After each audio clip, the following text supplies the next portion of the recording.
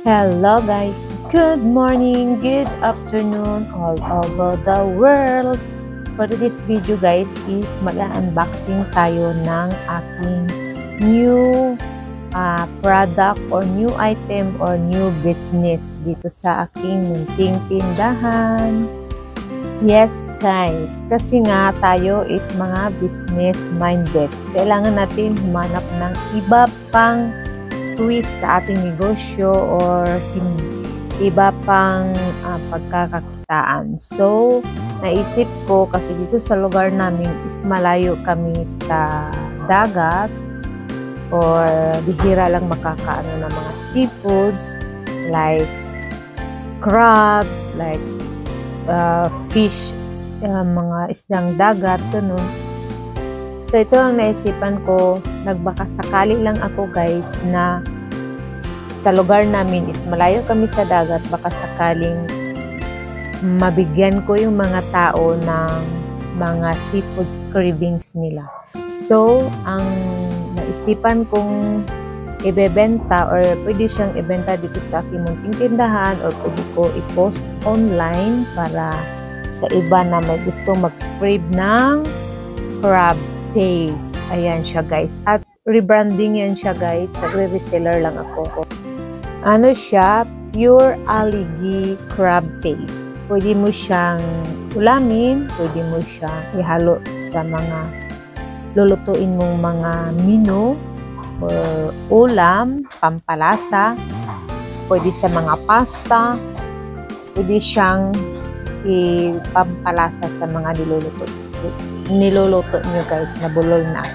So, meron siyang dalawang taste or flavor. Meron siyang original flavor kung sino yung ayaw ng anghang. So, meron siyang original. Meron din tayong spicy. Yes guys. So, nag-reseller lang ako niyan guys at try ko lang siya kung mabenta. Wala naman masamang sumubok guys, diba? Ganun lang talaga ang pagninegosyo. Subok lang ng subok hanggang sa makuha mo yung ma-achieve mo yung goals mo na makabenta. Kaya try ko yan siya guys. Sa halagang yan siya, 200 ang per bottle. So, kung sino yung gustong mag-reseller sa akin, pwede kayong mag-reseller guys. Just PM my social media account. Char!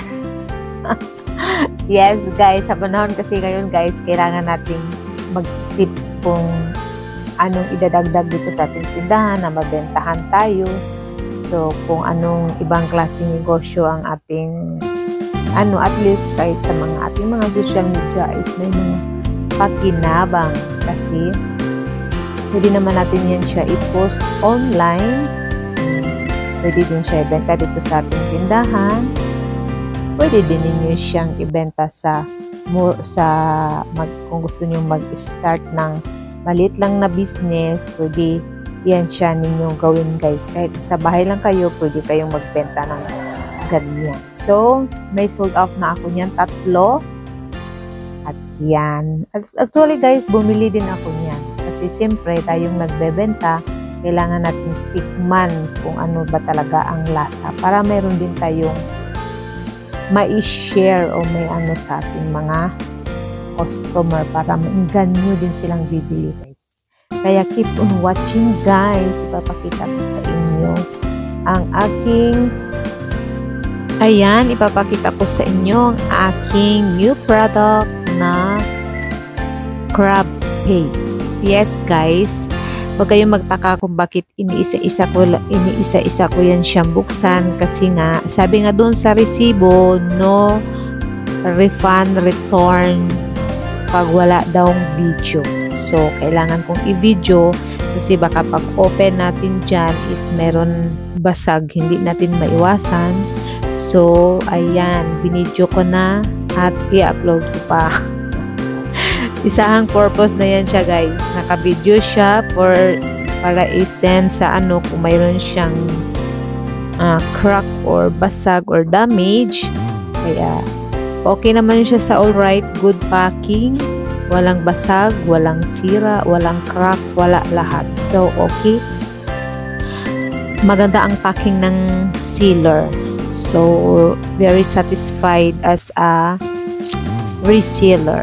Ayan ang aking new product, Maricel Pure Algae Crab Paste. Kung sino mang mga cravings dyan ng mga crabs na malayo sa mga isla or dagat. So, ayan na ang sagot sa mga cravings natin. Tara na at pili na kayo sa Maricel Pure Algae Crab Taste.